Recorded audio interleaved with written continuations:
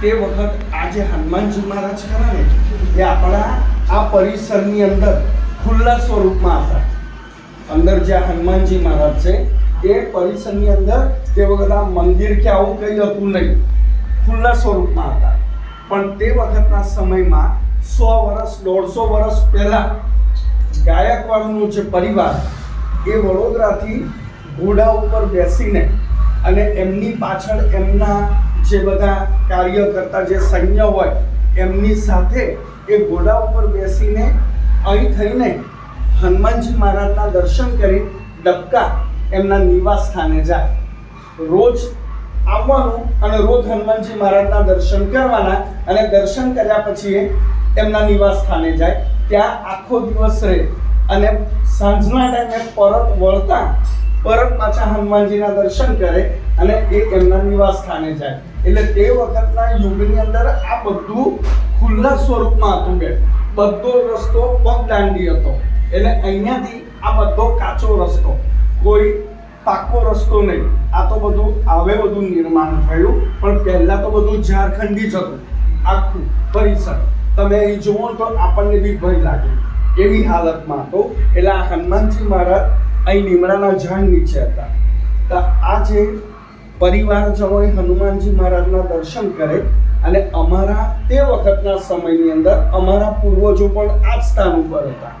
એટલે એમને જે રોજ દર્શન કરવા આવતા હતા એટલે એમને પ્રેરણા કરી અમારા પૂર્વજોએ કે આ હનુમાનજી મહારાજના તમે રોજ દર્શન માટે અહીં તો આવો છો અને હનુમાનજી મહારાજ આવા ખુલ્લા સ્વરૂપમાં છે. અને આજે આપણે બધા સારા મહેલની અંદર રહીએ છીએ એટલે હનુમાનજી મહારાજ ખુલ્લા સ્વરૂપમાં હોય એ શોભા દે નહીં. એટલે થોડી ઘણી કંઈક પ્રેરણા કરો, મદદ કરો તો આપણે આ હનુમાનજી મહારાજ માટે કંઈક નવું નિર્માણ કરીએ, નવું મંદિર બનાવીએ. એટલે આવી રીતે વાટાઘાટા બધી બેન ચાલતી રહી. જેમ સમય એ થતો ગયો એમ થોડી મદદ થતી ગઈ. હવે મદદ થયા પછી આ જ હનુમાનજી મહારાજે તે વખતના સમયની અંદર 5 ગામના સરપંચોને સ્વપ્ન આપ્યું કે મારા જે આરાધ્ય દેવ છે રણછોડરાય લક્ષ્મીજી સહિત એ એકલબારા મહીસાગરના કાળિયા કોતરમાં મારા આરાધ્ય દેવની પ્રતિમા દટાયેલી છે. જ્યાં કમળના ફૂલ ખીલેલા હોય ત્યાં મારા દેવની પ્રતિમા દટાયેલી હશે. એને તમે પાંચેઓ મળીને ખોદકામ કરીને બહાર કાઢો. એવું આ હનુમાનજી મહારાજે પેલા 5 ગામના જે અલગ અલગ સરપંચો હતા ને એમને એક સરખું સ્વપ્નમાં હનુમાનજી મહારાજે એમને જણાવ્યું. હવે એ જે 5 ગામના જે સરપંચો હતા, એક મહુવડના હતા, એક દરાપુરાના હતા, એક ચિત્રાલના હતા, એક પાદરાના હતા અને એક વડુના. આમ પાંચોને એક સરખું સ્વપ્ન આપ્યું અને એ સ્વપ્નના આધારિત એ હનુમાનજી મહારાજની આજ્ઞા પ્રમાણે એ લોકો એકલબારા જ્યાં હનુમાનજી મહારાજે એમને નિશાની આપી હતી એ નિશાની દ્વારા એ લોકો ત્યાં પહોંચ્યા. 5 જણ. હવે 5 જણ ત્યાં પહોંચ્યા એટલે એમને નિશાની પ્રમાણે ખોદકામ કર્યું. હવે ખોદકામ કર્યું એટલે આખી આ જે ભગવાનની જે સ્વયંભૂ જે પ્રતિમા છે લક્ષ્મીજી સહિત આ 5 મળીને બહાર કાઢી. હવે 5ના વચ્ચે વાદ વિવાદ જાગ્યો. જ્યારે પ્રતિમાથી હનુમાનજી મહારાજની આજ્ઞા પ્રમાણે ઈચ્છા અનુસાર પ્રમાણે એમને બહાર કાઢ્યા પછી એ 5ના વચ્ચે વિવાદ જાગ્યો કે પ્રતિમા એક છે ને લેનાર 5 છે, તો એના માટે શું કરવું.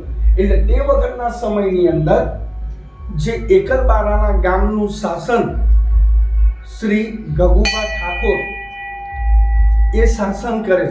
જેવું અહીંયા આગળ વડોદરામાં ગાયકવાડ મહારાજ શ્રી શાસન કરતા હતા એ રીતે એકલબારાની અંદર ગગુબા ઠાકોર કરીને એ શાસન કરે.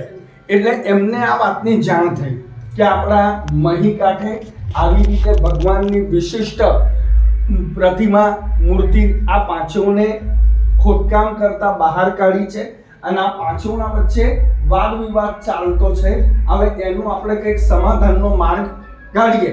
એટલે ઠાકોર સાહેબ અને એમની જોડે જે એમના અન્ય જે બધું પંચ હતું એ ગામજનો સહિત એ સ્થાન ઉપર ગયા હવે ઠાકોર સાહેબે જોયું કે ભાઈ પ્રતિમા એક છે ને તમે લેનાર 5 છે, તો આના માટે શું કરવું? એટલે આ ભગવાન લક્ષ્મીજી નારાયણ ભગવાનને ઠાકોર સાહેબ એમના ન્યાય દરબારમાં લઈ ગયા અને 5 જણ જે હતા મુખ્યો એમને આ ભગવાનની સમક્ષ બેસાડ્યા.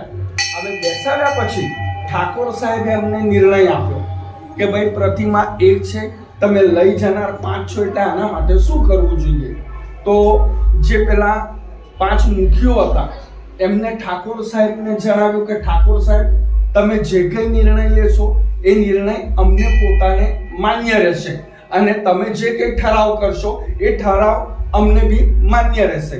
એટલે ઠાકોર સાહેબે વિચાર્યું કે ભાઈ તમારી 5 મળીને તમે ભગવાનની આ મૂર્તિને પ્રતિમાને આખી ખોદકામ કરીને બહાર કાઢી છે, પ્રતિમા એક છે ને તમે લેવાવાળા 5 છો, તો એના માટે તમારે 5 ગામની પોતપોતાના ગામની એક ચિઠ્ઠી લખો.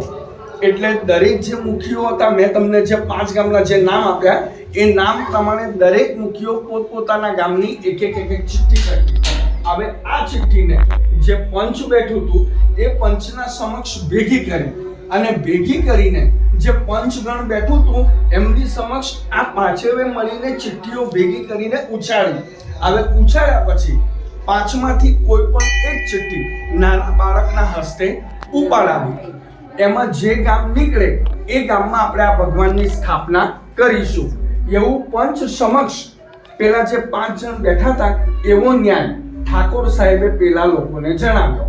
એટલે આ જે 5 ગામના જે મુખીઓ હતા એ ઠાકોર સાહેબની વાતને માન્યમાં રાખીને એમને નિર્ણય લીધો કે તમે જે કંઈ નિર્ણય લેશો એ નિર્ણય અમને માન્ય છે.